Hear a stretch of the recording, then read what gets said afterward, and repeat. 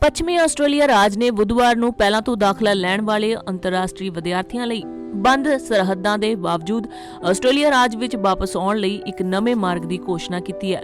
ਘੋਸ਼ਿਤ ਕੀਤਾ ਗਿਆ ਨਵਾਂ ਮਾਰਗ ਅੰਤਰਰਾਸ਼ਟਰੀ ਵਿਦਿਆਰਥੀਆਂ ਨੂੰ ਪਹਿਲਾਂ ਤੋਂ ਹੀ WA primary school, secondary school, university, college ਅਤੇ ਤਕਨੀਕੀ ਕਾਲਜ ਰਾਜ ਵਿੱਚ ਦਾਖਲ ਹੋਣ ਦੀ ਇਜਾਜ਼ਤ ਦਿੰਦਾ ਹੈ। ਵਿਦਿਆਰਥੀ ਜਾਂ ਤਾਂ ਆਸਟ੍ਰੇਲੀਆ ਸਰਕਾਰ ਦੁਆਰਾ ਨਿਰਧਾਰਤ ਆਗਮਨ ਕੈਂਪ ਦੇ ਅੰਦਰ ਰਾਜ ਵਿੱਚ ਸਿੱਧੀ ਉਡਾਣ ਭਰ ਸਕਦੇ ਨੇ ਜਾਂ ਅਸਿੱਧੇ ਤੌਰ ਤੇ ਕਿਸੇ ਹੋਰ ਰਾਜ ਜਾਂ ਖੇਤਰ ਵਿੱਚੋਂ ਲੰਘ ਸਕਦੇ ਨੇ।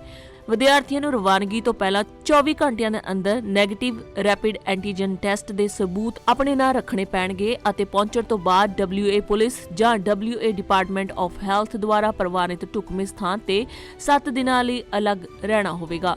ਸਾਰੇ ਪਹੁੰਚਣ ਵਾਲੇ ਅੰਤਰਰਾਸ਼ਟਰੀ ਵਿਦਿਆਰਥੀਆਂ ਨੂੰ ਘੱਟੋ-ਘੱਟ 2 ਖੁਰਾਕਾਂ ਜਾਂ ਤੀਸਰੀ ਖੁਰਾਕ ਨਾਲ ਟੀਕਾਕਰਨ ਕੀਤਾ ਹੋਣਾ ਜ਼ਰੂਰੀ ਹੈ। ਉਹਨਾਂ ਨੂੰ ਪਹੁੰਚਣ ਦੇ 24 ਘੰਟਿਆਂ ਦੇ ਅੰਦਰ ਰੈਟ ਜਾਂ PCR ਟੈਸਟ ਵੀ ਕਰਾਉਣਾ ਹੋਵੇਗਾ ਜਾਂ ਤਾਂ 6ਵੇਂ ਦਿਨ PCR ਟੈਸਟ ਜਾਂ ਸਵੈ ਕੁਆਰੰਟੀਨ ਦੌਰਾਨ 7ਵੇਂ ਦਿਨ RAT ਟੈਸਟ ਕਰਾਉਣਾ ਹੋਵੇਗਾ।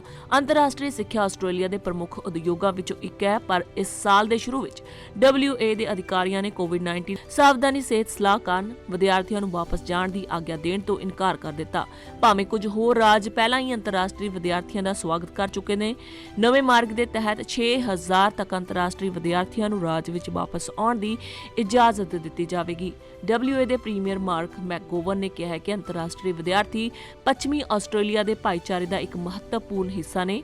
ਉਹ ਰਾਜ ਦੀ ਵਿਭਿੰਨਤਾ ਅਤੇ ਜੀਵੰਤਤਾ ਵਿੱਚ ਸਕਾਰਾਤਮਕ ਯੋਗਦਾਨ ਪਾ ਰਹੇ ਨੇ ਅਤੇ ਵੱਖ-ਵੱਖ ਉਦਯੋਗਾਂ ਵਿੱਚ ਸਥਾਨਕ ਨੌਕਰੀਆਂ ਦਾ ਸਮਰਥਨ ਕਰਦੇ ਨੇ।